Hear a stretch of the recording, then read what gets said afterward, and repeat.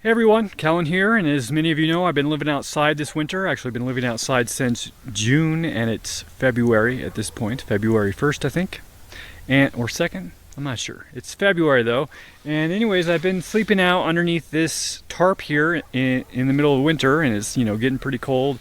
I even slept out under it in the last big snow, and I'd say we probably got at least 6 inches, but probably closer to 10 inches of snow, and it worked out pretty good.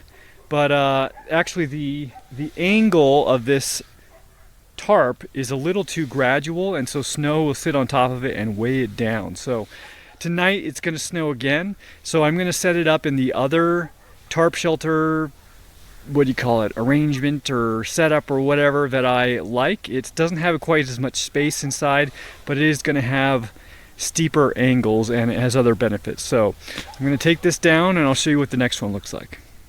Okay, so this one's really probably the easiest to set up. You basically just lay it out in a square. This is a 10 by 10 foot tarp, and you spread the back side out and you put stakes in both sides. Now the wind is going to be coming this way, and so that's why the back is facing that way. And then the front, the place that you get in, you will bring the front corners together and then you'll put a stake in. So I've already done all that. So now I'm going to take my carbon fiber walking stick, or you might call it a wizard staff, and this is, I think, from Z-Packs or something like that.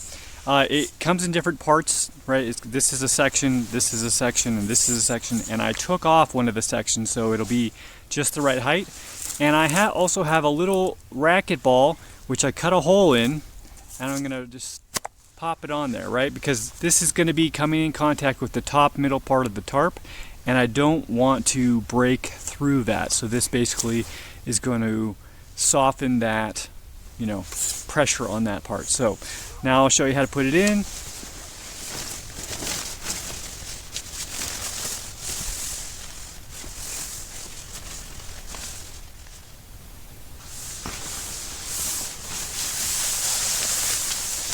So I can come out here and when you fold this down to the side, it's hard for people to even tell where you go in or come out of the tent. So in that sense, it makes it a little less approachable. So I'll just give you a look at what this looks like. This is the front, and then the back. And basically now I'm going to tie out this back end and one of the sides.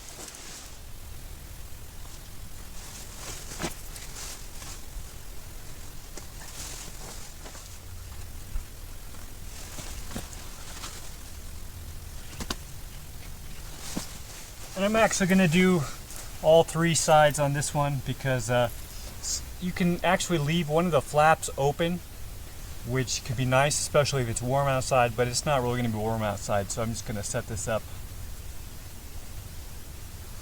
for warmth and shelter from the snow.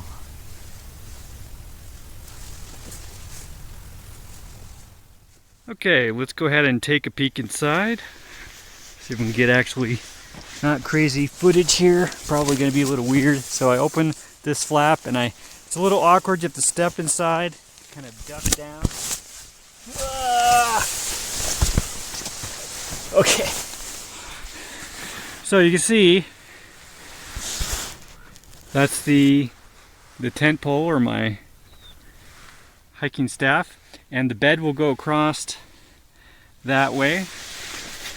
And then that will be the way out.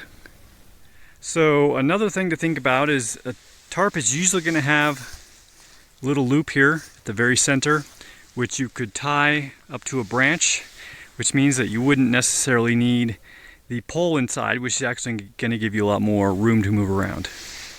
So this is the arrangement that I'm going to try for the snow tonight. Nice thing about it is sometimes that pole does kind of come out. You might bump it while you're in there and then the whole tarp kind of falls down on you, but it doesn't really matter because you're still covered. Even if it's raining outside, you're not going to get wet, and it's easy to put it back up there. So anyways, this one works really good if you're in a place where there's not a whole lot of trees. So I actually like hammock camping, but there are some places that you go where there's nowhere to tie two lines, and so I've kind of settled on just getting used to sleeping on the ground.